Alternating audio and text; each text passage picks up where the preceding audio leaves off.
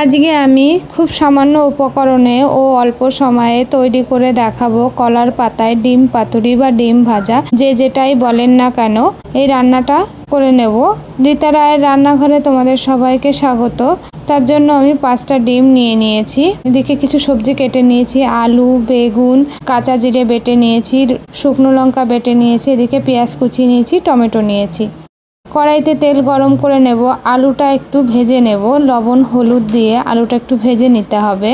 এই পদ্ধতিতে রান্না করলে কলার পাতায় ডিম ভাজা বা পাতুরি করতে গেলে অনেক সময় লাগে। কাঁচা আলু বা কাঁচা বেগুন দিলে এই পদ্ধতি যদি আপনারা রান্না করেন খুব সহজেই রান্নাটা তাড়াতাড়ি হয়ে যাবে। এই যে বেগুন দিয়ে দিলাম, বেগুনটা একটু নেড়ে চেড়ে দিয়ে দেবো পেঁয়াজ। পেঁয়াজটাকে কুচি করে রেখেছিলাম সেটাকেও দিয়ে দিলাম। আমি একটু হালকা ভেজে নেব, মানে আলুটা একটু শক্ত শক্ত থাকবে সেরকম ভেজে নেব। হয়ে গেছে আমার। এবার গ্যাসটাকে আমি অফ করে দিয়ে, দেখুন আলুটা আমি জোরে চাপলে ভেঙে যাচ্ছে এরকম। এবার দিয়ে দেবো টমেটো, জিরে বাটা, লঙ্কা বাটা, হলুদ, লবণ দিয়ে দেবো সামান্য। এবার সর্ষের তেল দিয়ে এটাকে আমি মেখে নেব খুব ভালো করে।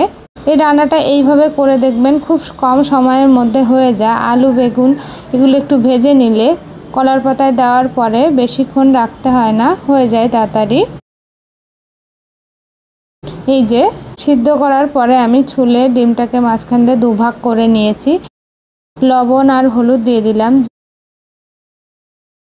জিরে বাটা, লঙ্কা বাটা। এবার এই জিরে বাটা লঙ্কা বাটা প্রত্যেকটা ডিমে একটু লাগিয়ে নেব, আমি খুব ভালো করে লাগিয়ে নেব। আমি যেটাই ডিমটা রান্না করব তার উপরে কলার পাতাটা খুব ভালো করে আমি বিছিয়ে নিয়েছি। এই যে ডিমগুলো দিয়ে দেব। এবার যে মশলাটা আছে, মানে আলুর যে মশলাটা আমি তৈরি করেছি আলু বেগুন দিয়ে, সেটাকে দিয়ে দেব চারিপাশ দিয়ে। এই সময় আপনারা কাঁচা আলু বা কাঁচা বেগুন দিয়ে অনেকে করে, সেটা করলে অনেক সময় লাগবে আর তার টেস্টটাও আলাদা হয়। আপনারা একবার হলো এইভাবে করে খেয়ে দেখবেন, খুব ভালো টেস্ট আর খুব তাড়াতাড়িও হয়ে যায়। সামান্য আমি জল দিলাম।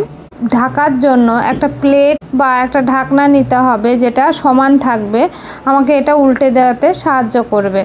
এবার আমি হাইতে রেখে 2 মিনিট রাখবো, তারপরে মিডিয়াম টু লোয়ের দিকে 10 মিনিট রাখবো।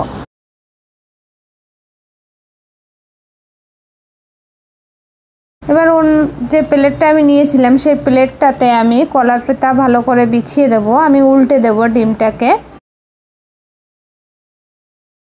এই দেখুন ডিমটা আমার এক পিঠ ভালো মতন হয়ে গেছে। এবার আমি প্লেটটা এইভাবে রাখলাম, তাওয়াটাকে জাস্ট উল্টে দেব।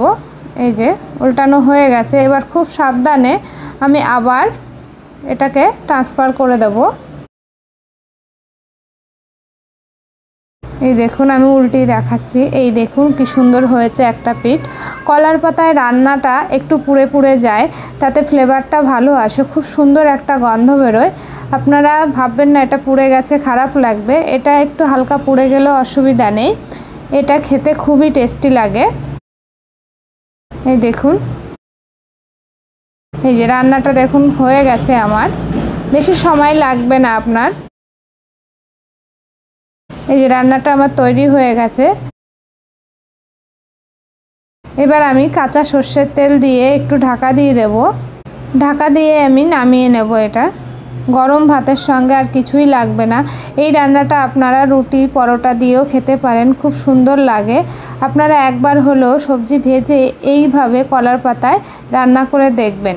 রান্নাটা ভালো লাগলে আমার চ্যানেলটিকে সাবস্ক্রাইব করার অনুরোধ রইল। রান্নাটা দেখার জন্য আপনাদের সবাইকে অসংখ্য ধন্যবাদ।